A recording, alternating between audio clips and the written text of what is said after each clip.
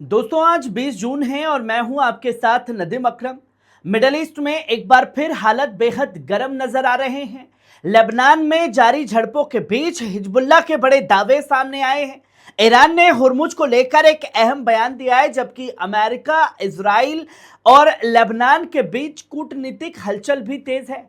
तो आइए शुरू करते हैं आज की मिडल ईस्ट की 14 बड़ी खबरों का सिलसिला, सिर्फ पल पल न्यूज पर, जो है आपकी खबर, आपका भरोसा। जहां पहली खबर देख सकते हैं, लेबनान में फिर गिरजा इजरायली तोपखाना, नपतिया की पहाड़ियों पर बढ़ने की कोशिश। दोस्तों दक्षिण लेबनान से इस वक्त बड़ी खबर सामने आ रही है। नबतिये के दक्षिण पूर्व में स्थित अली अल ताहिर इलाके पर इजरायली फौज ने भारी तोपखाने से गोलीबारी की है। स्थानीय सूत्रों के मुताबिक इजरायली सैनिक एक बार फिर इलाके को ऊंची पहाड़ियों की तरफ बढ़ाने की कोशिश कर रहे हैं। बताया यह जा रहा है कि पूरे इलाके में लगातार धमाकों की आवाजें सुनी गई हैं, जबकि कई जगह धुएं के गुब्बार भी देखे गए हैं। हालांकि इन तस्वीरों और इस वीडियो को लेकर के लेबनान की तरफ से आधिकारिक बयान सामने नहीं आया है, पर सवाल खड़े हो गए हैं कि जब ट्रंप ने गारंटी ली थी तो लेबनान पर ये हमले क्यों हो रहे हैं। वहीं आप दूसरी खबर देखिए, हिजबुल्लाह का बड़ा दावा। दोस्तों हिजबुल्लाह के महासचिव शेख नईम कासिम ने इजराइल के खिलाफ बड़ा बयान दिया। उन्होंने दावा किया कि हिजबुल्लाह को खत्म करने का इजरायली मंसूबा पूरी तरह नाकाम हो चुका है। और दोस्तों ये वही हिजबुल्लाह चीफ है जिनकी लेकर के खबरें बताई जा रही थी कि शेख नईम कासिम पर बड़ा हमला हुआ।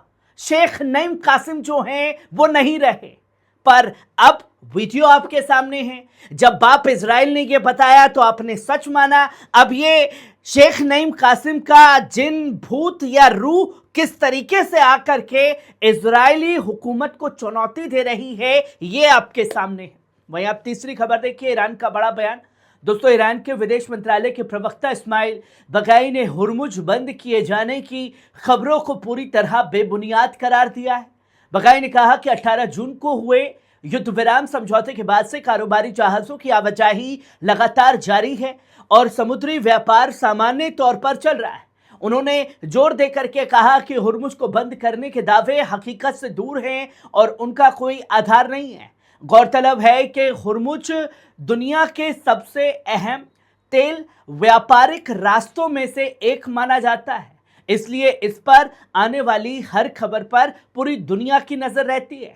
वहीं आप चौथी खबर देखिए, इजरायली अधिकारी का बड़ा दावा। दोस्तों इजराइल के एक वरिष्ठ अधिकारी ने चैनल N12 से बातचीत में दावा किया है कि युद्ध विराम यानी सीज फायर को आगे नहीं बढ़ाया गया है। अधिकारी के मुताबिक मौजूदा हालात इजरायली फौज को जमीनी स्तर पर कार्रवाई जारी रखने की इजाजत देते हैं।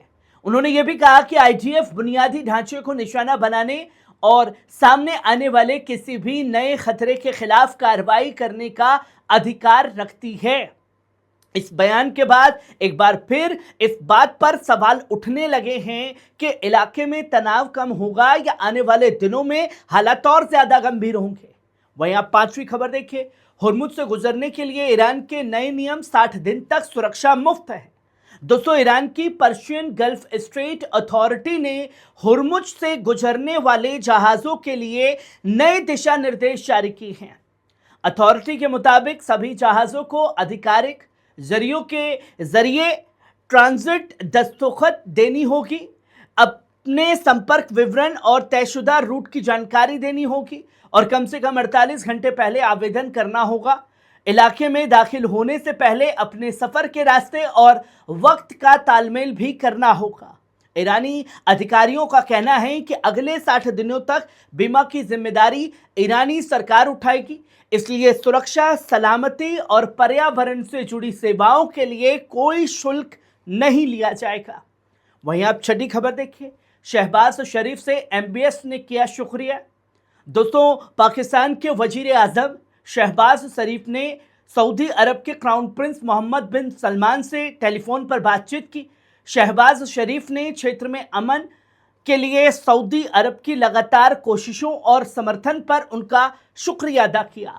सोशल मीडिया प्लेटफॉर्म X पर शहबाज शरीफ ने लिखा, मोहम्मद बिन सलमान की दूरंदेश क़यादत और मौजूदा संकट के दौरान अमन की राह दिखाने वाली अहम ताकत रही है।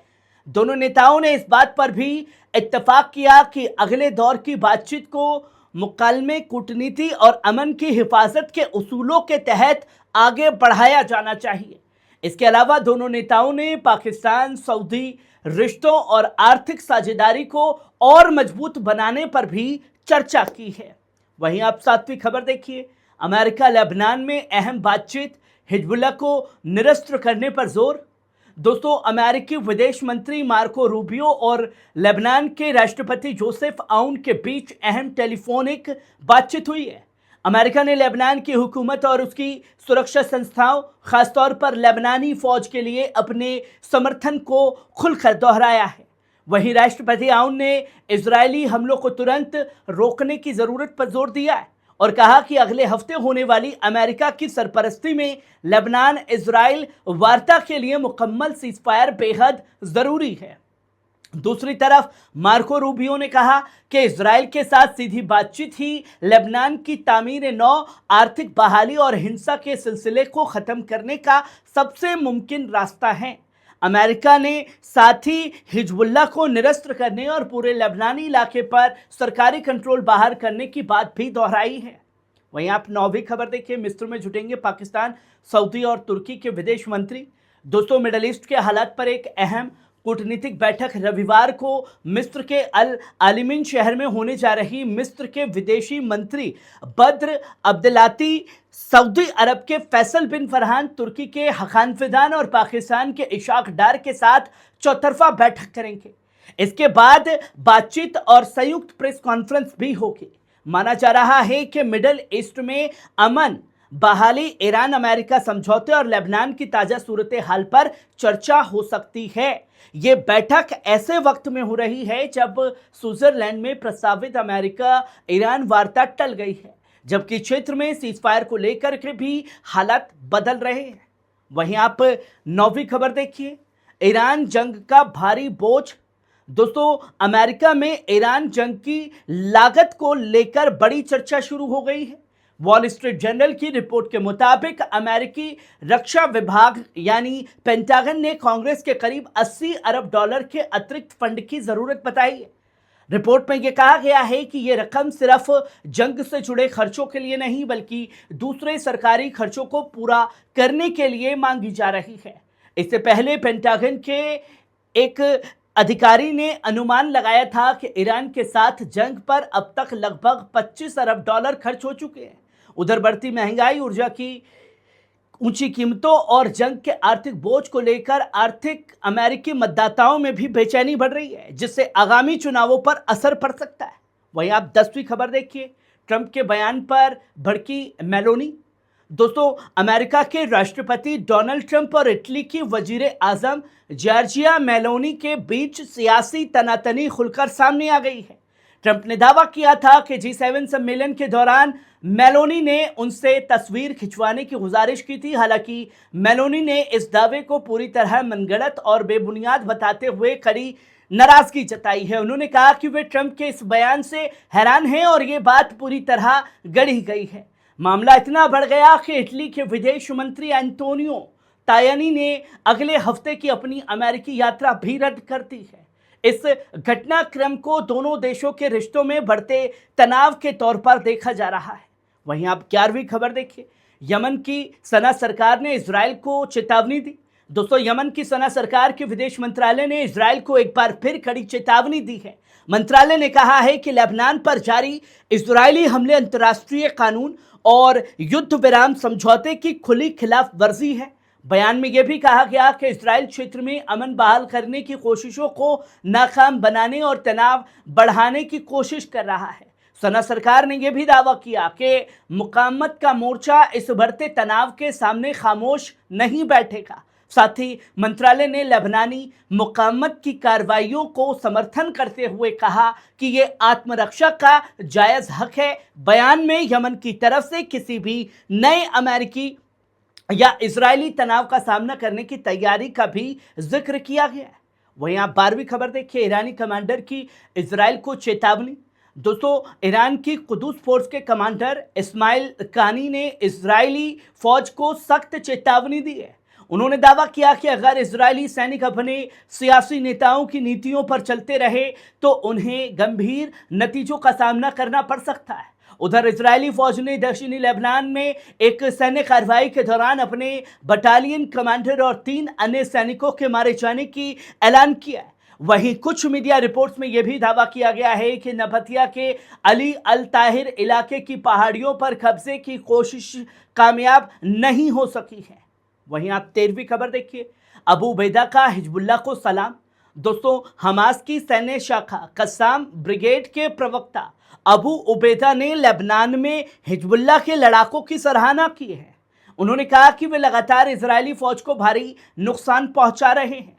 अबू उबैदा ने दावा किया कि लेबनान में जारी मुकामत अपने मुल्क, अवाम और हकमियती के बचाव के लिए लड़ रही है। उन्होंने दावा किया कि इजराइल अलग अलग मोर्चों को एक दूसरे से काटने की कोशिश कर रहा है, लेकिन उसे अब तक नाकामी और मायूसी ही हाथ लगी है। उधर लेबनान के दक्षिणी इलाके में भी झड़पें जारी हैं।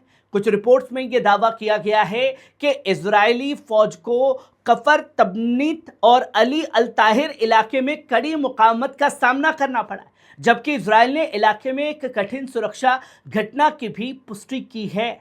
वहीं आप आखिरी और 4वीं खबर देखिए, इजरायली रिजर्व कर्नल का बड़ा इकरार। दोस्तों, इजरायली रिजर्व कर्नल रोनन कोहेन ने लेबनान में जारी सैन्य कार्रवाइयों पर सवाल उठाते हुए बड़ा बयान दिया है। उन्होंने कहा कि लेबनान में मौजूद इजरायली सैनिक मानो निशाने पर खड़े हों और बेवजह अपनी जान गंवा रहे हों। कोहेन ने कहा कि लेबनान में फौज की मौजूदगी सही फैसला नहीं है और उत्तरी बस्तियों की सुरक्षा इस तरह हासिल नहीं की जा सकती। कोहेन ने यह भी माना कि रॉकेट और ड्रोन अब भी हर जगह पहुंचने की क्षमता रखते हैं और लगातार सैनिक हताहत हो रहे हैं। कोहेन ने आखिर में यह भी कहा कि हालात और बिगड़ने से पहले इजराइल को लेबनान से पीछे हटने पर गौर करना चाहिए। यह बयान ऐसे वक्त में आया जब दक्षिणी लेबनान में झड़पें लगातार जारी हैं। दोस्तों, ये थी मिडल ईस्ट की 14 बड़ी अहम खबरें। आपको कैसी लगी कमेंट बॉक्स में आकर के अपनी राय जरूर दीजिएगा। शुक्रिया।